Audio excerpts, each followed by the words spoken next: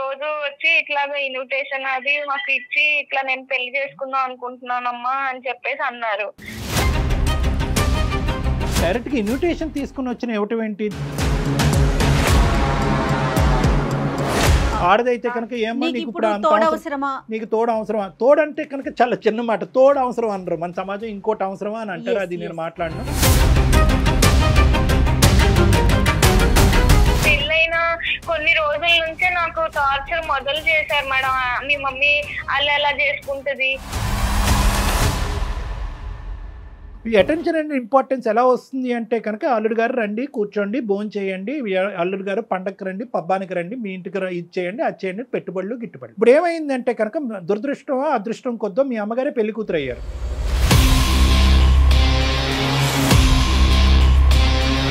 కంటి బిడ్డని తల్లిపాలు లేకుండా ఎలా అండి చేస్తాము నెల రోజులు బట్టి? ఉండాలంటే ఒక దగ్గర ఉంటారు, వాళ్ళకి వాళ్ళు కలిసి ఉంటారు, వాళ్ళు ఒక ఇంట్లో ఉంటారు, గుట్టు చప్పుడు కాకుండా ఉంటారు. కానీ భాస్కర్, విత్ డ్యూ రెస్పెక్ట్స్, నీకు మాటకు అడ్డుకొస్తున్నాను, కొద్ది పెద్ద పెద్ద మాటలు వాడుతున్నాను. అందరితో పాటు కూర్చుని పప్పన్నం తింటాను, కానీ ప్రీ వెడ్డింగ్ షూట్ మాత్రం చేయొద్దు, తర్వాత శోభనం కూడా చేసుకోకూడదు అని చెప్పారా? ఆ కండిషన్ రాసిచ్చారా? మేడం హనీమూన్ కి వెళ్తున్నారు మేడం, హనీమూన్ కి వెళ్ళారు వాళ్ళు, మేము కూడా వెళ్ళలేదు మేడం హనీమూన్ కి. భర్త పిల్లలు అవసరం లేదా నీకు? భర్త పిల్లలు అవసరం లేదా నీకు? మీ అమ్మే ముఖ్యమైతే మరి ఆడికే వెళ్ళు. మరి నువ్వు మధ్యలో మళ్ళీ ఎందుకు ఫోన్ చేపిస్తున్నావు, మళ్ళీ ఎందుకు వస్తా అంటున్నావు? వెనక్కి వెళ్ళి హనీమూన్ డేస్ వెనక్కి తీసేయలేం, వెనక్కి వెళ్ళి ప్రీ వెడ్డింగ్ షూట్ తెగ్గొట్టేయలేం, పెళ్లిని తెగ్గొట్టలేం. వాళ్ళిద్దరూ హ్యాపీగా ఉన్నారు, ఇప్పటికైనా ఆవిడ్ని బతకనిద్దాం. మనం ఆ స్వీట్ మెమరీస్లో ఆవిడ్ని బతకనిద్దాం.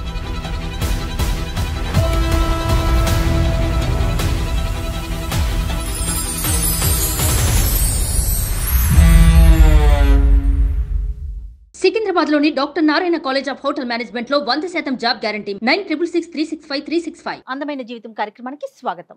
నమస్తే కళ్యాణ్ గారు. నమస్తే జయ గారు. కళ్యాణ్ గారు, అనుష అని ఒక అమ్మాయి మనకి మెయిల్ చేసింది. ఇంతవరకు మన అందమైన జీవితం కార్యక్రమంలో ఇలాంటి మెయిల్లు నేను చూడలేదండి. నేను రివీల్ చేయటం కన్నా అసలు అనుష తను రెడీగా ఉంది మాట్లాడటానికి. ఫోన్లో కాల్ చేసేస్తానండి. తప్పకుండా. హలో అనుష, నమస్తే అండి. నేను జయానండి, అందమైన జీవితం ప్రోగ్రామ్ నుంచి మాట్లాడుతున్నాను. మేడం నమస్తే మేడం. నేను ఈ కాల్ కోసమే ఎదురు చూస్తున్నాను మేడం. ఎప్పటి నుంచో అసలు చేస్తారని అనుకోలేదు మేడం. డెఫినెట్గా ఖచ్చితంగా మాకు వచ్చే ప్రతి మెయిల్కి స్పందిస్తాము. కాకపోతే ముందు వెనుక ఆ ప్రయారిటీని ప్రకారం మాట్లాడుతూ ఉంటాము. రైట్, ఇంకా లేట్ చేయొద్దుమా. నాతో పాటు డాక్టర్ కళ్యాణ్ చక్రవర్తి గారు ఉన్నారు. ఎస్, మాట్లాడున్నాను. నమస్తే అమ్మా. నమస్తే సార్. ఎవరిది సమస్య? మీరే ఎట్లా నా పాపని నన్ను కలపాలి సార్. మా ఆయన కూడా నాకు కావాలి సార్. అంటే పాపని అడిగిన తర్వాత భర్తను అడుగుతున్నావు ఏంటమ్మా? నీ పెళ్ళి అయ్యి ఎంతకాలం అయింది? నీకు ఎంతమంది పిల్లలు? మీ వారు ఎక్కడున్నారు? చిన్నప్పుడు 8 years ఉండగానే నాకు మా ఫాదర్ ఎక్స్పైర్ అయ్యారు సార్. అప్పటి నుంచి మా మమ్మీయే చాలా కష్టపడి నన్ను ఎక్కడెక్కడో పని చేసి చాలా కష్టపడి నన్ను డిగ్రీ వరకు చదివించారు సార్. మమ్మీ ఎంతో కష్టపడింది. ఈ రోజుల్లో ఒక అమ్మాయిని పెంచాలంటే ఎంత కష్టపడాలి సార్. ఒక అమ్మాయినమ్మా, ఇంకెవరు లేరు? వేరే పిల్లలు ఎవరు లేరు? నువ్వు ఒక్కదానివే అమ్మకి? ఒక్కదాన్నే సార్. నేను కష్టపడి పెంచింది. నువ్వు ఎంతవరకు చదువుకున్నావు? డిగ్రీ చదివావా ఏంటి? డిగ్రీ వరకు చదివించింది సార్ నన్ను. తండ్రి లేరు అనే లోటు లేకుండానే నన్ను పెంచింది సార్. తల్లి దైవంతో సమానం. వెనకాల ఏమైనా ఆస్తిపాస్తులు కానీ సొంత ఇల్లు అట్లా ఏమన్నా ఉన్నాయమ్మా? ఫైనాన్షియల్ ఒక హౌస్ అనేది ఉంది మేడం. డాడీ అలాగా చేసిన దాంట్లో, ఆయన సంపాదించిన దాంట్లో ఒక హౌస్ అనేది మటుకు ఉంది మనకు. అయితే మా ఫాదర్ చనిపోయాక తను వేరే పెళ్లి కూడా చేసుకోలేదు మేడం. ఇప్పుడు ఏమైందంటే తను నన్ను బాగా నాకు ఒక మంచి సంబంధం చూసింది, పెళ్లి చేసింది. ఒక 1.5 years అయింది మేడం నాకు పెళ్లి చేసి.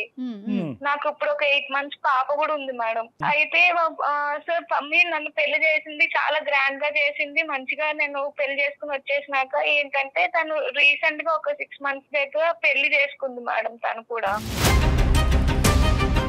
ఒక రోజు వచ్చి ఇట్లాగా ఇన్విటేషన్ అది మాకు ఇచ్చి ఇట్లా నేను పెళ్లి చేసుకుందాం అనుకుంటున్నానమ్మా అని చెప్పేసి అన్నారు. సో మేము కూడా అంతే ఓకే, తను కూడా ఇప్పుడు దాకా నా కోసం పెళ్లి చేసుకోలేదు, కష్టపడి పెంచింది, ఏ లోటు లేకుండా అన్ని నాకు ఇచ్చింది సార్. ఇల్లు కూడా అమ్మలేదు సార్, ఎందుకు పిల్ల కోసమే ఉంచుదామని అప్పు అడిగినా కూడా ఎవరు ఇవ్వకపోతే ఇల్లు కూడా తను అమ్మలేదు. పెళ్లి అనే ప్రస్తావన వచ్చిందా లేదా? నువ్వు ఎప్పుడన్నా అమ్మ నువ్వు పెళ్లి చేసుకోవచ్చని ఎప్పుడన్నా అన్నావా? ఇప్పుడు ఎందుకు వచ్చింది? పెళ్లి అయినటువంటి దగ్గర అసలు ఎప్పుడు లేదు సార్, తను ఎప్పుడు నాకు కూడా ఏమి షేర్ చేయలేదు. మేబీ తను కూడా చేసుకోవచ్చా లేదా అని ఆలోచించుకొని మరి డెసిషన్ కి వచ్చాక నాకు చెప్పిందో ఏమో గానీ ఎప్పుడు నాతో కూడా ఏం అనలేదు సార్. డైరెక్ట్ గా ఇన్విటేషన్ తీసుకుని వచ్చిన ఇవ్వటం ఏంటి? దానికి ముందు చెప్పలేదా అమ్మని ఇలా పెళ్లి చేసుకుంటున్నాను, పెళ్లి చేసుకోవాలని అనుకుంటున్నాను, అసలు ఆ వ్యక్తి ఎవరు, ఈ వయసులో నిన్ను చేసుకోవటానికి ఎవరు ముందుకు వచ్చారు, నువ్వు ఇష్టపడ్డావా అతను ఇష్టపడ్డారా, అసలు మీ ఇద్దరు పరిచయం ఎప్పుడు అనేది బేసిక్ ఈ కంటెంట్ అనేది అమ్మ నీకు ఎప్పుడు చెప్పలేదా? డైరెక్ట్ ఇన్విటేషన్ తో వచ్చేసిందా? ఎప్పుడు చెప్పలేదు. ఒకసారి మటుకు ఇట్లా ఇన్విటేషన్ తీసుకొచ్చి చేసుకుందాం అనుకుంటున్నారు, ఏమంటారని అప్పుడు అడిగింది సార్. సో నువ్వు షాక్ అవ్వలేదమ్మా అప్పుడు? ఓకే, సంతోషకరమైన అంశమే, కానీ కొద్ది షాక్ అయ్యావా? అయ్యాం సార్, ఎందుకు అవ్వం సార్, అంటే అదేంటమ్మా ముందు చెప్పాలి కదా, ఇప్పుడు ఏంటి అని కూడా అన్నాం సార్. చేసుకోవటం డాక్టర్ గారు అన్నట్లు తప్పు కాదు, కానీ ఇప్పటికిప్పుడు చెప్పటం అనేది కొంత ఆలోచించాల్సిన విషయం. ఎందుకంటే ఇక్కడ రెండు అంశాలమ్మా, అంటే ఒక సంతోషకరమైనటువంటి పరిస్థితి చాలా సందర్భాల్లో దిగ్భ్రాంతి కలిగించే అంశం కింద కూడా మారచ్చు. సో నీకు కూడా లోకజ్ఞానం ఉంటుంది కాబట్టి వచ్చే వ్యక్తిని కొద్దిగా నువ్వు కూడా అసెస్ చేయడానికి అవకాశం ఉంటుంది కదా. ఆ బేసిక్ అసెస్మెంట్ లేకుండా అమ్మ డైరెక్ట్గా ఇన్విటేషన్ తీసుకొచ్చి ఇస్తే వచ్చే వ్యక్తి కరెక్ట్ వ్యక్తి కాకపోతే ప్రాబ్లం అవుతుంది కదా, అందు గురించి నేను అంటున్నా. రెండో పెళ్లి చేసుకోవటం అనేది కామన్ అండి. ఇష్యూను ప్రకారం అమ్మాయి కానీ అబ్బాయి కానీ రెండో పెళ్లి చేసుకోవచ్చు ఎప్పుడు వాళ్ళ మధ్య పిల్లలు లేనప్పుడు. ఒకవేళ వన్స్ పిల్లలు ఉన్నారంటే ఖచ్చితంగా వాళ్ళ అభిప్రాయం అనేది తీసుకోవాల్సిన పరిస్థితి కదా కళ్యాణ్ గారు. అదే తల్లి యొక్క ఉద్దేశం ఎలా ఉంటుందంటే కనుక ఇక్కడ వరకు నేను నా జీవితాన్ని ఒక విధంగా దారబోసాను, సాక్రిఫైస్ చేశాను, కూతురు ఆడపిల్ల పెళ్ళి అయింది. ఒకప్పుడు అబ్బాయే ఉండుంటే కనుక ఆవిడ ఇంత ధైర్యంగా అడిగేసి ఉండేదా? ఎందుకంటే అబ్బాయి అంటే కనుక వచ్చేటటువంటి కోడలు ఉంటది అనేది. ఇప్పుడు కూతురు కాబట్టి మన కూతురు పుట్టింటి నుంచి అత్తింటికి వెళ్ళింది అనేటటువంటి ఉద్దేశంతో ఏంటంటే ఆవిడ కొద్దిగా స్వేచ్ఛ అనేది వచ్చి ఉండొచ్చు. కానీ ఎంత కాదనుకున్నా కూడా ఓకే, నువ్వు ఏదైనా మైనరు నీకు తెలియనటువంటి అంటే కనుక అది వేరే విషయం. నువ్వు అమ్మకి సమాధానం చెప్పుకోవాల్సినటువంటి అవసరం లేదు, ఓకే, కానీ నువ్వు ఖచ్చితంగా నీ భర్తకు సమాధానం చెప్పాలి. ఎందుకంటే కనుక ఇది ఒక కుటుంబం, అది ఒక మర్యాద, ఒక పరువు కలిగినటువంటి అంశము. ఎందుకంటే కనుక నీ భర్త వాళ్ళ కుటుంబ సభ్యులకి చెప్పుకోవాలి.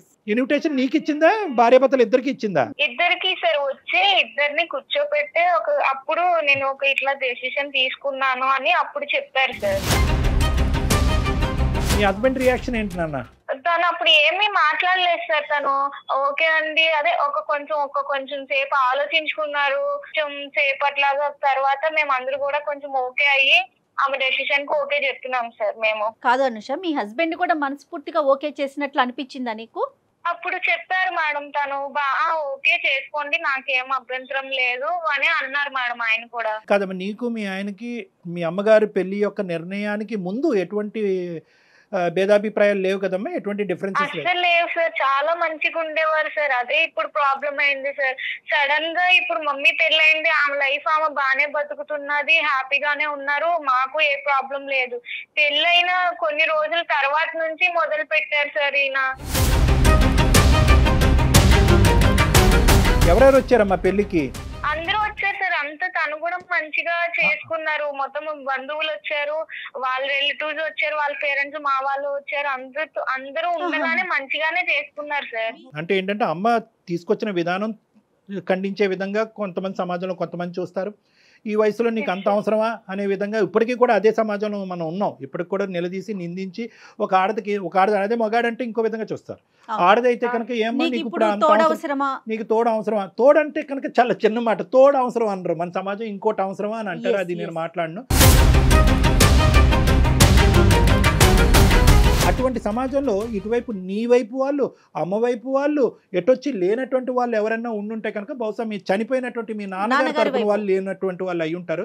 మిగతా వాళ్ళందరూ కూడా తలాడించి ఎవరు ఖండించకుండా వేలెత్తి చూపెట్టకుండా ముందుకు వచ్చారు అంటే కనుక చాలా గర్వకారణం, చాలా సంతోషకరమైనటువంటి. ఇక్కడ ఎవరన్నా హర్షించాలి అంటే కనుక ముఖ్యంగా మీ హస్బెండ్ని, మీ హస్బెండ్ తరపు వాళ్ళని హర్షించాలమ్మా. పెళ్ళైన కొన్ని రోజుల నుంచే నాకు టార్చర్ మొదలు చేశారు మేడం. మీ మమ్మీ అలా ఎలా చేసుకుంటది, ముందు చెప్పలేదు, ఇంకా అన్ని పాతవన్నీ తవ్వుకుంటూ వస్తున్నాడు మేడం తను రోజుకో రకంగా. అదేంటమ్మా ఎలా మారిపోయాడమ్మా? అదే నాకు అర్థమైతలేదు సార్. మరి సడన్ గా అందులో ఆయనలో ఎందుకు మార్పు వచ్చిందో నాకు అర్థం కావట్లేదు. మా అమ్మ ఫోన్ చేస్తే చిరాకు పడ్డం, ఫోన్ పిలుస్తుంటే చిరాకుగా మాట్లాడడం, కాల్స్ కట్ చేయడం, అట్లా అంతా చేస్తున్నారు సార్. ఒక రోజు ఇంకా ఇలాగే మాట అనుకుంటుంటే ఎందుకండి మీరు అప్పుడంతా మాట్లాడుకుంటే ఇప్పుడు ఇలా మాట్లాడుతున్నారు అంటే కూడా గొడవ చేసేసి నన్ను బయటికి గెంటేశాడు సార్.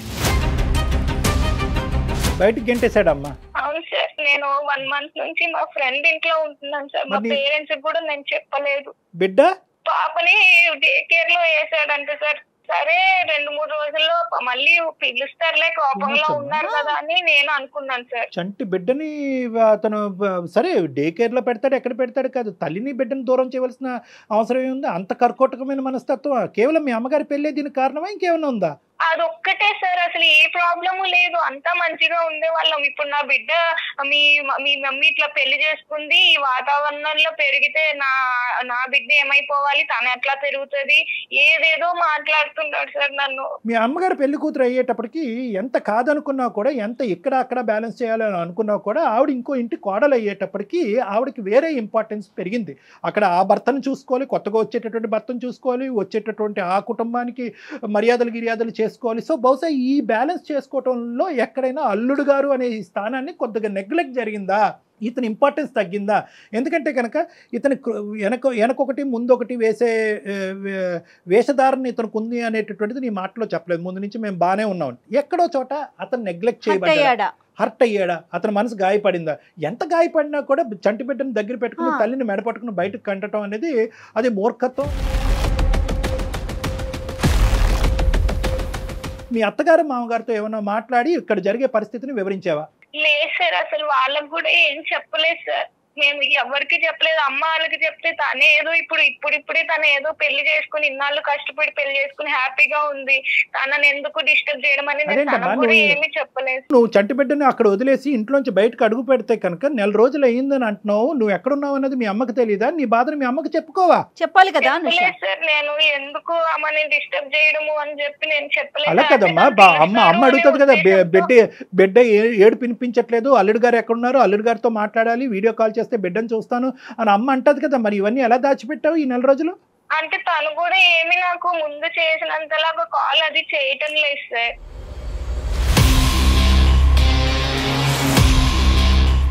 బిడ్డ పాలు తాగుతుందమ్మా?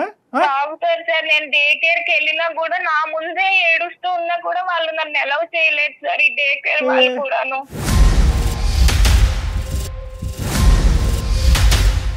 కాదమ్మా, ఇప్పుడు మాకు చేయటం వెనకతలు నీ భర్తతో మాట్లాడమన్నా మీ తల్లితో మాట్లాడాలి? ఇప్పుడు మేము మా హస్బెండ్ తోనే మాట్లాడాను సార్. అసలు ఎందుకు అలా ఉంటున్నారు, ఆయన ప్రాబ్లం ఏంటో మీరే క్లియర్ గా అడగండి. కరెక్టే, మాట్లాడతాము. మీ భర్త యొక్క పాత్ర చాలా సందిగ్ధమైనటువంటి పాత్ర, చాలా క్లిష్టమైనటువంటి పాత్ర. ఎందుకంటే కనుక మామగారు పెళ్ళప్పుడు కాలు కడగాలి, కానీ పెళ్ళైన తర్వాత మామగారు వచ్చారు ఇతనికి. ఏం పేరమ్మా అతనిది? భాస్కర్ సార్. కలపండి ఫోను. ఇక్కడ మానవత్వం అనే ఒక అంశం. ఇక్కడ ఏంటంటే బిడ్డ, తల్లి, సొంత బిడ్డ. ఇప్పుడు ఈవిడ పాలు ఇవ్వకపోతే ఈవిడ ఎంత బాధపడుతుందో, తండ్రిగా తల్లి పాలు ఆ బిడ్డ తాగలేకపోతుందని చెప్పాడు.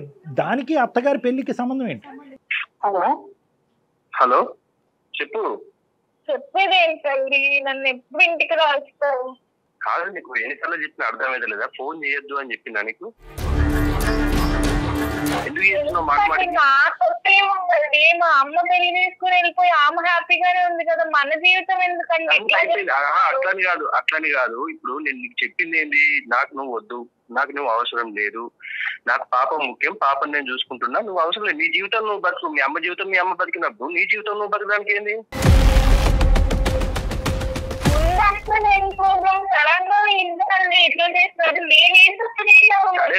సడన్ గా కాదు, సడన్ గా చేసింది మీరు సడన్ గా చేసుకొని మీరు కట్టలు పడి మీరు ఇది చేసుకుంటే దానికి నేను ఎట్లా బాధ్యత అయితా? నీ జీవితం ఏమి మాట్లాడలేదు కదండి, సడన్ గా ఇప్పుడు నన్ను మాత్రం ఎందుకు ఇట్లా ముందు అట్లా లేదు కదా. ముందు ఎట్లుండేది? ముందు బాగానే ఉన్నాం కదా, మనకేం ప్రాబ్లమ్స్ లేవు కదా. ముందు ఎంత మంచిగా ఉన్నాం మనం. ఏమైనా ప్రాబ్లం ఉందా? పాప పుట్టింది, పాపను మంచిగా చూసుకుంటున్నాం, మంచిగానే ఉన్నాం కదా. మధ్యలో మీ అమ్మ చేసిన దానికే ఇంత గొడవ అవుతుంది కదా.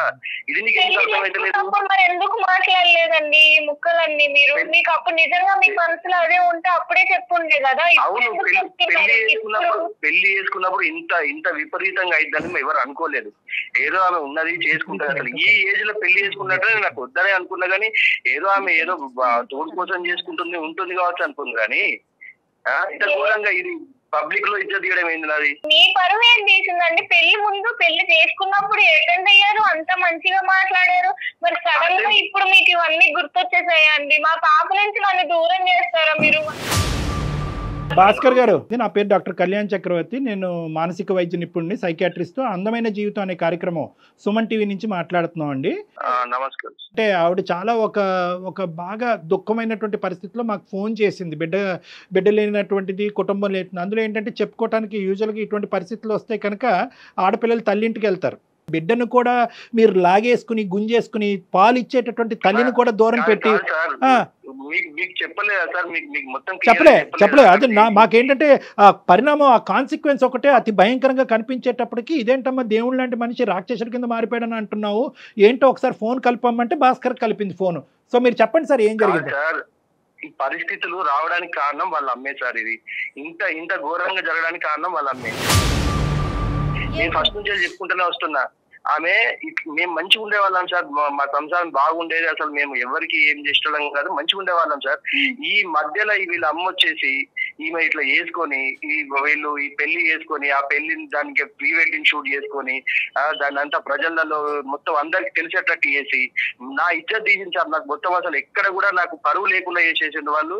నేను ఆఫీస్కి వెళ్తే ఆఫీస్ లో కూడా వాళ్ళ నన్ను అదే అడుగుడు, మీ అత్త ఈ ఏజ్ లో పెళ్లి చేసుకోవడం ఏంద్రా, మీ మామ కొత్త మామ ఎట్లుండాలి, ఇట్లా అడుగుతుంటే నాకు ఎంత బాధ ఉంటుంది సార్. మీ దగ్గరకు వచ్చింది, ఇది కూడా పెద్ద ఇప్పుడు ఇష్యూ సార్. ఇప్పుడు మీ దగ్గరకు వచ్చి టీవీలలో పెట్టి, అక్కడ పెట్టి, ఇక్కడ పెట్టి. భాస్కర్ గారు, అందమైన జీవితం జయాన్ని మాట్లాడుతున్నానండి. మీరు ఎక్కడా కూడా కనిపించరు, మీ వివరాలు ఎక్కడా చూపించమండి. జస్ట్ ఫోన్ కాల్ లో మాత్రమే మీరు ఉంటారు. తనకి ఏం చెయ్యాలో తెలియక పాలు మాకు కాల్ చేసింది. నేను చాలా మానసిక క్షోభ అనుభవిస్తున్నాను. అయ్యో, మాకు అర్థమవుతుందండి, మీ బాధ అర్థమవుతుంది. ఏమండి భాస్కర్ గారు, ఒకటే భాస్కర్ గారు, అసలు సమస్య లేదు. 2.5 సంవత్సరాలు బట్టి వన్ సైడెడ్ ఎక్కడా కూడా మేము వినలేదు. రాసిస్తా కావాలంటే ఎప్పుడు కూడా 2 సైడెడే, కావాలంటే 3 సైడెడ్, లేదంటే 4 సైడెడ్, కానీ ఎప్పుడు 1 సైడెడ్ కాదు సార్. న్యాయ అన్యాయాలు జరగాలి అంటే కనుక ముందుగా మీ బిడ్డకు జరగాలండి. ఫస్ట్ అది కంక్లూడ్ చేద్దాం, మిగతావన్నీ తర్వాత మాట్లాడుకుందాం. చంటి బిడ్డని తల్లిపాలు లేకుండా ఎలా అండి చేస్తాము 4 రోజులు బట్టి? పెరగాలి సార్. ఆమె ఇలాంటి వాతావరణంలో పెరిగితే ఆమె భవిష్యత్తు గొప్ప వాతావరణం. సరే, ఇవన్నీ కాదు, పాయింట్ టు బి నోటెడ్. మీరు ఆవిడ వచ్చినటువంటి విధానం, పద్ధతి కరెక్ట్ కాదు. దాన్ని మేమే ఖండిస్తున్నాం. ముందు చెప్పకుండా ఏదో గుడికి వెళ్తున్నాను అన్నట్టుగా పెళ్లి చేసుకుంటున్నానని చెప్పి ఇన్విటేషన్ ఇవ్వటం అనేది ఆశ్చర్యం కలిగేటటువంటి అంశం. కొద్దిగా మెచ్యూరిటీ ఉండాలి. ఇక్కడ కూతురికి ఇన్విటేషన్ ఇవ్వట్లేదు, కూతురికి సంబంధించిన భర్తకు కూడా, అల్లుడికి కూడా ఇన్విటేషన్ ఇవ్వటుంది. ఇదేంటంటే ఆవిడ చేసేటటువంటిది, ఆవిడ పాయింట్ ఆఫ్ వ్యూలో ఇప్పటి వరకు త్యాగం చేసినటువంటి జీవితంలో కూతురు ఇంట్లోంచి బయటకు వెళ్ళిపోయిన తర్వాత ఒంటరి జీవితం అనుభవించలేక ఒక ఆడదానికి లేదా ఒక మగాడికి ఒక తోడు ఉండాలి. కాబట్టి వాళ్ళు ఇష్ట ప్రకారం వాళ్ళు పెళ్లి చేసుకుంటారు. అది నేను ఖండించట. అది వినండి ఒక్క నిమిషం, నేను ఒకే పాయింట్ మిమ్మల్ని అడుగుతున్నా. అప్పుడు ఒప్పుకున్నారా లేదా? మీరు అప్పుడు ఒప్పుకున్నారా లేదా? తోడు ఉండాలంటే ఒక దగ్గర ఉంటారు, వాళ్ళు కలిసి ఉంటారు, వాళ్ళు ఒక ఇంట్లో ఉంటారు, గుట్టు చప్పుడు కాకుండా ఉంటారు. కానీ సార్, ప్రీ వెడ్డింగ్ షూట్ ఎవరు చేసుకుంటారు సార్? ఏ ఏజ్ లో చేసుకుంటారు సార్? మీరు చెప్పండి, మీరు నాకు న్యాయంగా. సో ప్రాబ్లం పెళ్లిది కాదు, ప్రీ వెడ్డింగ్ షూట్. అంటే మీరు చెప్పారా, అత్తమ్మ మీ పెళ్లికి నేను వస్తాను, నేను అక్షింతలు వేయకపోయినా కూడా మిమ్మల్ని దీవిస్తాను, లేదంటే అందరితో పాటు కూర్చొని పప్పన్నం తింటాను, కానీ ప్రీ వెడ్డింగ్ షూట్ మాత్రం చేయొద్దు, తర్వాత శోభనం కూడా చేసుకోకూడదు అని చెప్పారా? ఆ కండిషన్ రాసిచ్చారా? సార్, మా అత్త కాదు సార్, మా అమ్మలాగా భావించిన అమ్మలాగా భావించి ఆమె తెచ్చుకొని చేసుకుంటే, ఆమె చేసిన పనికి నాకు అసలు ఎక్కడ తలెత్తుకోకుండా చేసింది సార్ ఆమె. సో మీ లెక్క ప్రకారం ఏంటంటే, పెళ్లి అనేటటువంటి దానికి మీకు అభ్యంతరం లేదు, కానీ పెళ్లి అనేటటువంటిది గుట్టు చప్పుడు కాకుండా మూడో కంటికి తెలియకుండా చేసుకోవాలి అని అంటారు మీరు, అంతేనా? అంతే కదా సార్, అంతే. ఇప్పుడు పెళ్లి అనేది గుట్టు చప్పుడు కాకుండా చేసుకోవాలి. ఈ ఏజ్ లో చేసుకుంటున్నప్పుడు మరి ఎవరన్నా రిలేటెడ్ వాళ్ళ భార్య చేసుకోవడానికి ఇదేమి తప్పుడు రిలేషన్ కాదు కదా సార్. ఆమె మీద ఆమె కూతురు జీవితం కూడా ఆధారపడింది మేడం. అది ఎందుకు ఆలోచించట్లేదు ఆమె? రైట్ భాస్కర్ గారు మీ మాటను బట్టి నాకు అర్థమైంది చెప్తాను. పెళ్లి చేసుకోవటం వరకు ఓకే, ఇలాంటి చిన్న పిల్లల్లాగా ప్రీ వెడ్డింగ్ షూట్లు చేయటం లేకపోతే నలుగురిలోకి నానటం అనేది మీకు నచ్చలా, అది ఆ ఇంపాక్ట్ మీకు పడింది అంతేనా? కాదు, ఇప్పుడు హనీమూన్ కి వెళ్తున్నారు మేడం, హనీమూన్ కి వెళ్ళారు వాళ్ళు, మేము కూడా వెళ్ళలేదు మేడం హనీమూన్ కి. మీకు అయిందండి ప్రీ వెడ్డింగ్ షూట్ హనీమూన్, మీకు అవ్వలేదా? లేదు సార్, హనీమూన్ లేదు, ప్రీ వెడ్డింగ్ షూట్ లేదు. మేము ఆమె వాళ్ళు కొంచెం ఉన్న వాళ్ళు కాదు అని చెప్పేసి మేము ఏదో గుట్టి చప్పుడు కాకుండా మేము చేసుకొని మేము మంచిగా ఉంటే మాకు ఖర్చులు ఎందుకు అని మేము ఉంటే, ఆమె ఈ ఏజ్ లో పెళ్లి చేసుకొని ఈ ఏజ్ ప్రీ వెడ్డింగ్ షూట్ చేసి హనీమూన్ కి వెళ్ళి ఆమె కార్డులు చూస్తే మీరు పరిచయం లేదు సార్. ఇక్కడ చూడండి సార్, కార్డు మేము కూడా అట్లాంటి కార్డు కొట్టలేదు సార్, అంత గ్రాండ్ గా చేసుకున్నారు వాళ్ళు పెళ్లి. అది అంటే వీళ్ళని చూసి ఇప్పుడు తోడు కావాలన్న తోడు అంటే ఎట్లుంటారు సార్, ఒకరికొకరు తోడు. ఈ ఏజ్ లో కృష్ణారామ అనుకునే ఏజ్ లో ఆమె అట్లా కృష్ణారామ అనుకుంటే పెళ్లి చేసుకోవచ్చండి. కృష్ణారామ అనుకున్న వాళ్ళు పెళ్లి చేసుకోకూడదా, లేదంటే పెళ్లి చేసుకున్న వాళ్ళు కృష్ణారామ అనుకోకూడదా? అది లెక్క కాదు. నెంబర్ 1 వెడ్డింగ్ ఒకటే భాస్కర్, విత్ డ్యూ రెస్పెక్ట్స్, నీకు మాటకు అడ్డుకొస్తున్నాను, కొద్ది పెద్ద మాటలు వాడుతున్నాను. నాకంటే చిన్నవాడివి, ఒక 2 మాటల్లో నేను కరెక్ట్ చేయాలి. ఎందుకంటే ఇప్పుడు వరకు నిన్ను దేవుడు అన్నట్టే మీ ఆవిడ చెప్పింది, దేవుడు అన్నట్టే మేము ట్రీట్ చేయాలనుకుంటున్నాం. ఇక్కడ ప్రాబ్లం ఎక్కడ వచ్చిందంటే పెళ్లి వల్ల ప్రాబ్లం వచ్చలేదు, పెళ్లి చుట్టూరు ఉన్న గ్రాండియో ఉంది చూడండి. అంటే ఏంటంటే ఆ హైఫైడ్ పెళ్లి, అది ఖచ్చితంగా మీ పెళ్లి కంటే అది ఓవర్టేక్ చేసింది. అది బహుశా ఏంటంటే మీ అత్తగారు నిలవరించవలసింది, ఏమండి ఇంత హైఫైడ్ వద్దు, మనం ఏదో రొటీన్గా చేసుకుందాం అని చెప్పి వాళ్ళ భర్తకు చెప్పి ఉండొచ్చు. ఇక్కడ ఖచ్చితంగా వచ్చినటువంటి ఖర్చు ఎవరు పెట్టారు అంటే కనుక అతను పెట్టుకున్నాడు. ఇప్పుడు ఏంటంటే అతని మాట మీ అత్తగారు కాదనలేకపోయిందేమో. అతని పెళ్లి ఇప్పుడు వచ్చి అతని జీవితంలో పెళ్లి అనేది జరగలేదంటే నాకు పాప ఉంది, అల్లుడు ఉన్నారని చెప్పుకోవాలి కదా సార్. ఆమె మా అన్నయ్య చిన్న వయసులోనే మా డాడీ అనేది చనిపోయారు సార్. ఆమెకి అప్పటి నుంచి ఆమె ఏ కోరికలు లేకుండా నన్ను మాత్రమే నన్ను చూసుకుంటూ నాకు ఏ లోటు లేకుండా సంతోషాలు కూడా పక్కన పెట్టింది సార్. నీ వైపు కానీ మీ తల్లిగారి వైపు కానీ నాకు ఎటువంటి వ్యతిరేకత లేదు. కానీ ఒక్కటమ్మా, ఇక్కడ కుటుంబం సంప్రదింపు ఈ 2 పదాలని అమ్మ గీత దాటేస్తుందమ్మా. ఒక కుటుంబం అనేటటువంటిది, పెళ్లి అనేది ఒక కుటుంబం, తల్లి కావనియండి కూతురు కావనియండి, పెళ్లి అనేది ఒక సాంప్రదాయబద్ధమైనటువంటి ఒక కుటుంబానికి సంబంధించినటువంటి ఒక వ్యవహారం. అమ్మ గుట్టుగా పెళ్లి చేసుకోవటం అనేది నేను ఏకీభవించకపోయినా అట్లీస్ట్ ఏంటంటే కనుక బయటకు వచ్చి నలుగురికి చెప్పేటటువంటి వ్యక్తి ముందైనా చెప్పాలి. జరిగేటటువంటి కార్యక్రమాల గురించి అమ్మ ఫస్ట్ మ్యారేజ్ జరుగుతుందమ్మా, లేదంటే దాని ముందు ఏదో షూటో గీటో జరుగుతుంది, తర్వాత ఈ కార్యక్రమం ఉండబోతుంది. ఇలా చేసుకుంటే కనుక ఆర్భాటం ఎక్కువ అవుతుందేమో, అందరు కన్ను పడతాదేమో, నలుగురు 4 విధాలుగా మాట్లాడుకుంటారేమో. నాకు అలా మాట్లాడుకున్నా నాకు అభ్యంతరం లేదు. నా కూతురుకు సంబంధించినటువంటి కుటుంబ సభ్యులు అలా మాట్లాడకూడదనే ఆలోచన నాకుంది. నీ అభిప్రాయం ఏంటమ్మా?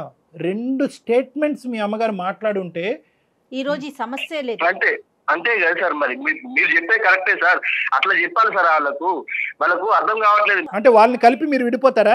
మేడం ఇప్పటి వరకు జరిగింది చాలు మేడం. నా పాప జీవితం ముఖ్యం, నాకు పాప భవిష్యత్తు ముఖ్యము. ఈ పాప ఆమె దగ్గర పెరిగితే మాత్రం అట్లనే తయారైంది. ఏమన్నా అర్థం ఉందా? ప్రీ వెడ్డింగ్ షూట్ హనీమూన్ జరగకపోతే ఆవిడ దగ్గర పెరగచ్చు. పెళ్లి చేసుకునే వ్యక్తి ప్రీ వెడ్డింగ్ హనీమూన్ చేసుకుంటే మాత్రం పెళ్ళి అక్కడ అది చండాలమైన కుటుంబం, ఆ కుటుంబంలో నీ కూతురు పెరిగితే చెడిపోద్ది. ఏం లెక్క అయ్యా ఇది? ఏ కాలంలో ఉన్నాము? అయినా వాళ్ళు మాతో కూడా లేరు, ఎక్కడో వేరే ఊరు వెళ్ళి బతుకుతున్నారు మేడం. అప్పుడప్పుడు ఫోన్లు మాట్లాడుకుంటాం. నీ కోపం ఉండొచ్చు భాస్కర్, నీ కోపం ఉండొచ్చు, మీ అత్తగారితో మాట్లాడటం మానేసాయి. ఏమైనా ఉంటే మీ అమ్మ చనిపోయింది అనుకో, మీ నాన్న చనిపోయింది అనుకుని వదిలేస్తున్నాడు సార్. భాస్కర్, నువ్వు నీ కోపం ఉంటే నాకు ఎటువంటి అభ్యంతరం లేదు. మీ అత్తగారితో మాట్లాడటం మానే, మీ సోకాల్డ్ మామగారితో అస్సలు మాట్లాడొద్దు. కానీ దానికి ఈ అమ్మాయి ఏదో ముందొచ్చి దగ్గరుండి పెళ్లి చేసినట్టుగా, ఈ అమ్మాయే మొత్తం ప్రీ వెడ్డింగ్ డిజైన్ అంతా చేసినట్టుగా, హనీమూన్కి ఈ స్పాట్ మీరు డిసైడ్ చేసుకోండి అని ఈ అమ్మాయి డైరెక్ట్ చేసినట్టుగా ఈ అమ్మాయిని శిక్షిస్తావేంటి? ఆ చంటి బిడ్డని పాలు లేకుండా ఆ అమ్మాయిని ఆ బిడ్డను శిక్షిస్తున్నావేంటి? ఏం మూర్ఖత్వం ఇది? నేను సొసైటీలో బతుకుతున్నా సార్. ఈ సొసైటీ తర్వాత గుర్తొచ్చిందా? పెళ్లికి తలాడించినప్పుడు అత్తమ్మ నేను నాకు ఒక 4 రోజులు టైం ఇవ్వండి, నాకంటూ ఒక సొసైటీ ఉంది, స్నేహితులు ఉన్నారు, కుటుంబ సభ్యులు ఉన్నారు, అప్పుడు కాబట్టి మీరు పెళ్లి చేసుకున్నారు.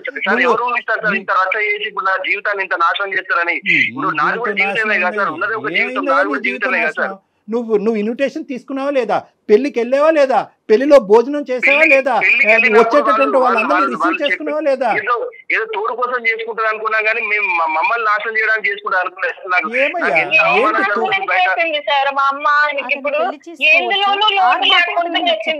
భాస్కర్, ఇప్పుడు మీరు చేసే పని ఎలా ఉందో తెలుసా? అనుషని వాళ్ళ అమ్మతో మాట్లాడటానికి లేదు, అనుష బిడ్డ దగ్గరికి, అంటే ఇటు పక్క ఇప్పుడు మీరు ఇద్దరు తల్లుల్ని వేరు చేస్తున్నారబ్బా భాస్కర్, ఆలోచించండి మేడం. మీరు వాళ్ళ గురించి ఆలోచిస్తారు మేడం. నా జీవితం ఇప్పుడు నా ఇంట్లో చూసుకుంటే నా దగ్గర ఉన్న అందరూ అదే అంటుంది మేడం. నా చుట్టాలలో నా ఫ్రెండ్స్ లలో నా పరువేం కావాలి మేడం. వాళ్ళ గురించి ఆలోచిస్తే భాస్కర్ ఎవరన్నా ఏదన్నా వాక్కొని అదాన్ని అనవసరం. ఇక్కడ 2 ఫ్యాక్ట్స్ చెప్తాను భాస్కర్, తర్వాత మీరు మాట్లాడండి మీ మనసులో ఫైనల్గా ఏముందన్నది. మీకు అవమానం పట్టడం అనేది ఎంత నిజమో ఈరోజు అక్కడ తల్లి నుంచి ఈ అమ్మాయిని దూరం చేయటం కానీ, లేదంటే నీ భార్యని సొంత బిడ్డ నుంచి దూరం చేయటం అనేటటువంటిది చాలా క్రూరమైనటువంటి అంశం. అంతకంటే పెద్ద వర్డ్ ఏదన్నా ఉంటే అక్కడ నేను పెట్టాలి. చాలా మీ అవమానం అనేది ఒక ఎత్తు, కానీ ఈ క్రూరమైనటువంటి చర్యకి మీరు ఏంటి అనేది మీరు మర్చిపోయి మానవతా విలువలని తీసి పక్కన పెట్టేసి ఫైనల్గా ఇక్కడ సఫర్ అవుతుంది నా బిడ్డే అనేటటువంటి యాంగిల్ కూడా పక్కన పెట్టేసి సొసైటీ అవమానకరంగా చూస్తుంది అనేటటువంటి సొసైటీ అనే అంశంలో మీరు కంప్లీట్గా మునిగిపోతున్నారు. ఈరోజు ఏ సొసైటీ ఇప్పుడు ఈ చర్యని హర్షిస్తుంది? అరే మా అత్తగారు వెళ్ళి కొత్తగా పెళ్లి చేసుకుంది, హనీమూన్కి వెళ్ళింది కాబట్టి ఈరోజు మా అత్తగారి మీద తీసుకోవాల్సినటువంటి పగ నా బిడ్డ మీద, నా భార్య మీద తీసుకున్నాననే అంశాన్ని వెళ్ళి మీ మొత్తం సొసైటీకి టామ్ కొట్టుకుంటూ చెప్పండి. మీతో పాటు నేను వస్తాను. ఏమంటుంది ఆ సొసైటీ చూద్దాం. సార్ మీరు పెద్ద వ్యక్తిగా మధ్య నుంచి అడుగుతున్నారు కాబట్టి సార్ నేను మీకు చెప్తున్నా సార్, నాకు అనుష వాళ్ళ అమ్మకు సంబంధం లేదు, నాకు వాళ్ళు చనిపోయిండ్రు, నాకు వాళ్ళు ఎవరు అక్కర్లేదు అని రమ్మని సార్ నేను తీసుకుంటా సార్. నేను సార్ ఏంటి సార్ నాకు అంత పెద్ద శిక్ష వేస్తున్నాడు ఆయన. నా బిడ్డకి నేను ఎలాగో మా మమ్మీకి కూడా నేను అలానే కదా. హలో, దూరం చేస్తారు. భర్త పిల్లలు అవసరం లేదా నీకు? భర్త పిల్లలు అవసరం లేదా నీకు? మీ అమ్మే ముఖ్యమైతే మరి ఆడికే వెళ్ళు. మరి నువ్వు మధ్యలో మళ్ళీ ఎందుకు ఫోన్ చేపిస్తున్నావు? మళ్ళీ ఎందుకు వస్తా అంటున్నావు? ఏదైనా సమస్య వచ్చి నువ్వు మీ అమ్మతో మాట్లాడొద్దు, నేను కావాలో మీ అమ్మ కావాలో తేల్చుకుంటే నువ్వేం చేస్తావు భాస్కర్? ఆ సమస్య రాదండి. మా అమ్మ తప్పు చేసింది కాబట్టి అంటున్నా సార్. నేను తప్పు చేయకపోతే సరే ఓకే. చూడండి భాస్కర్, ఒకటి నేను చెప్తాను, మళ్ళీ ఒక పాయింట్ చెప్తాను. నేను మిమ్మల్తో గాంభీరంగా నిన్ను గర్జిస్తే కనుక అది తర్వాత నువ్వు అవమానకరంగా తీసుకుంటావు. ఆ ప్రభావం నీ కూతురు మీద, నీ భార్య మీద పడుతుంది. కాబట్టి నాకు కడుపులో ఎంత కాలినా కూడా నీతో నేను ఇంకా స్వీట్గానే మాట్లాడుతున్నాను. ఎందుకంటే ఒక ఆడపిల్లని ఒంటి చేతి మీద ఈ ఇంట్లో ఆ ఇంట్లో పని చేసుకుంటూ బయట ప్రపంచం నుంచి ఒక ప్రభావం పడకుండా, ఈ అమ్మాయి పక్కదో పడకుండా చదివిస్తూ ఎంతో గొప్పగా పెంచిందండి ఈ అమ్మాయిని. పెళ్లి చేసుకోవాలనుకుంటే ఎంత అప్పుడే అనుకోవచ్చు కదా, ఆవిడ తోడు కావాలని చెప్పి. ఒక్క మాట మనలో మనం మాట్లాడుకుందాం. మీ అత్తగారు అన్నట్టుగా చూడకండి, ఒక స్త్రీమూర్తిగా చూడండి. ఒక స్త్రీమూర్తి చేసేటటువంటి త్యాగాన్ని మనం ఎందుకు గుర్తించము? అదే ఒక మగాడు భార్య చనిపోయినటువంటి 6 నెలలు సంవత్సరం తిరగక ముందే పెళ్లి చేసుకుంటే కనుక అవునండి తోడు కావాలి కదండి, వంట చేయడానికి ఒక ఆడది కావాలి కదండి, బట్టలు ఉతకడానికి ఒక స్త్రీ కావాలి కదండి అని అంటారు. అదే ఒక ఆడది ఒక పెళ్ళి అయిన తర్వాత పెళ్లి చేసుకుంటే కనుక ఎందుకు చేసుకుంటుంది? అంత ఆర్భాటం అవసరమా? గుట్టు చప్పుడు కాకుండా చేసుకోవాలి కానీ అంత ఆర్భాటం చేసుకుని చేయవలసిన అవసరం ఏం చెప్పి ఒక పక్క నుంచి తల ఊపుతూనే ఉన్నాం పెళ్లికి, ఇంకో పక్క నుంచి ఖండిస్తూనే ఉన్నాం. దాని ప్రతిఫలం, దానికి పనిష్మెంట్ ఎవరంటే కనుక ఆ అమ్మాయి కన్నటువంటి బిడ్డ. ఏ బిడ్డనైతే కనుక అల్లారు ముద్దుగా ఇప్పటి వరకు కాపాడుకుంటూ వచ్చిందో ఈరోజు తన పెళ్లి వల్ల ఈ బిడ్డ బయటకు వెళ్ళి ఉంటుందంటే కనుక గుండెకి చచ్చిపోద్దండి ఆ తల్లి. ఇంకా ఆవిడ తెలియదు కాబట్టి ఈ మాత్రం అన్నా మాట్లాడుకుంటున్నాం. దయచేసి నేను ఒకటే చెప్తున్నాను భాస్కర్, ఒక్కసారి సొసైటీ, అత్తగారు, మా పెళ్ళి అయిన తర్వాత అత్తగారి పెళ్ళి, ఈ టెక్నికల్ వర్డ్స్, ఈ క్రొనాలజీ అనేది తీసి పక్కన పెట్టేసేయండి. ఇలాగే అవ్వాలి అని చెప్పి రాముడు రాయలేదు, శ్రీకృష్ణుడు రాయలేదు, అల్లా రాయలేదు, జీసస్ క్రైస్టు రాయలేదు, ఎవరూ రాయలేదు. ఇది మనగా సృష్టించుకున్నటువంటి ఒక విచిత్రమైన విడ్డూరమైనటువంటి సాంప్రదాయం. మీలో ఒక మానవత్వం ఉంది, ఒక మంచితనం ఉంది, అది బయటికి తీసుకురావాలి. నేను ఒకటే చెప్తున్నాను, ఈరోజు మీ అత్తగారితో కావాలంటే ఎటువంటి పరిస్థితుల్లో అంత ఆర్భాటంగా ఆవిడ పెళ్లి చేసుకుందని కనుక్కోమంటే అది నా బాధ్యతగా తీసుకుని నేను ఆవిడతో ఫోన్లో మాట్లాడతా. ఆవిడతో సున్నితంగా మీ ఇద్దరి మధ్యన జరిగినటువంటి గొడవను ఆవిడకి వివరిస్తా. ఆవిడ చేసింది ఏమన్నా చాలా ఒక స్పీడ్ యుగానికి సంబంధించినటువంటి ఒక అంశం, అది మీరు జీర్ణించుకోలేకపోతే దానికి ఆవిడ తరపున ఏమన్నా అపాలజీ చెప్పాలన్నా చెప్పకూడదు, తప్పు. ఏదైనా ఉంటే కనుక మీ ఇద్దరు కలవటానికి ఆవిడ ఏమైనా పాత్ర పోషించాలనే అంశం ఉన్నా కూడా ఆవిడ పాత్ర పోషించే విధంగా నేను చేస్తాను. కానీ దయచేసి నీకు ఇద్దరు 2 చేతులు జోడించి చెప్తున్నాను, ఇమీడియట్గా నీ భార్యని, నీ కూతుర్ని, అందరినీ ఒకే ఇంట్లో ఉండే విధంగా అందరినీ వెనక్కి తెచ్చుకోవాలని నా విజ్ఞప్తి. ఆ బిడ్డని ఇంకా ఇబ్బంది పెట్టద్దు, ఆ చంటి బిడ్డని. నాకు ఎక్కడ అంటే ఈ సమాజంలో ఈ టైప్ లో ఇలా చేయడం అనేది తప్పు అన్నది అనిపించింది సార్. ఒక ఇష్యూ ఏంటంటే భాస్కర్, నేను చెప్పేది ఈ రోజు what ever has happened is irreversible. ఈ రోజు వెనక్కి వెళ్ళి హనీమూన్ డేస్ వెనక్కి తీసేయలేం, వెనక్కి వెళ్ళి ప్రీ వెడ్డింగ్ షూట్ తెగ్గొట్టేయలేం, పెళ్లిని తెగ్గొట్టలేం. వాళ్ళిద్దరూ హ్యాపీగా ఉన్నారు, ఇప్పటికైనా ఆవిడని బతకనిద్దాం, మనం ఆ స్వీట్ మెమరీస్ లో ఆవిడని బతకనిద్దాం. మీరు చెప్తున్నారు కాబట్టి సార్, మీరు ఆమెను పిలిపియండి, మాట్లాడండి.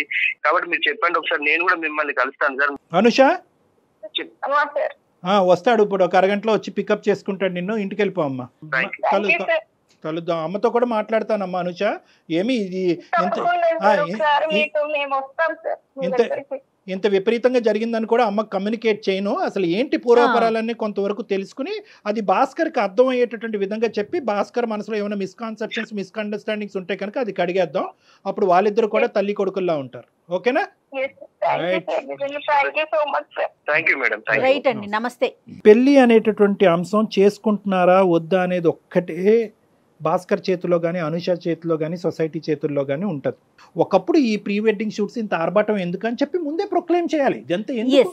పై ఇన్విటేషన్ ఇచ్చినప్పుడే అమ్మ ఇది చాలా సీక్రెట్గా ఏదైనా గుడిలో చేసుకుందాం, ఒక 10 మంది అటు ఇటుని పిలుద్దాం, పప్పన్నం పెడదాం, చాలమ్మా దీని పెద్ద ఆర్భాటం చేసి చెప్పుంటే సరిపోయి ఉండేది. ఎనీహా ఒకసారి వాళ్ళు వస్తారండి, భాస్కర్ వస్తాడు డెఫినెట్ గా, మీరు మాట్లాడండి. ఇంకేం ఉండదు మేడం, ఇంకేం ప్రాబ్లం ఉండదు. Yes, they are very happy, they will be very happy together. ఎందుకంటే భాస్కర్ లో కూడా ఎందుకో తెలియనటువంటి ఒక నెగిటివ్ యాంగిల్ వచ్చింది, కానీ వాస్తవానికి 99.9% ఆ అబ్బాయిది పాజిటివ్ యాంగిలే. ఎక్కడో ఇన్ఫ్లుయెన్స్ అయ్యాడు. ఆ ఇన్ఫ్లుయెన్స్ ఎఫెక్ట్, ఆ ఇన్ఫ్లుయెన్స్ మనం ఈ కౌన్సిలింగ్ ద్వారా కడిగేసాము. ఇంకొద్దిగా తల్లి గారి ద్వారా మాట్లాడిపించి, బాబు భాస్కర్ ఇది పరిస్థితి అని ఆవిడ చేత ఒక 2 మాటలు చెప్పుంటే కనుక అయిపోతుంది. ఇంత గొప్ప ఫ్యామిలీ ఇంకెక్కడ ఉండదు. సూపర్ అండి. రైట్ కళ్యాణ్, నమస్తే. Anchors dress courtesy by Manav Kalamkari, KBHP. Secunderabad లోని doctor Narayana college of hotel management లో 100% జాబ్ గ్యారంటీ. 966365365365.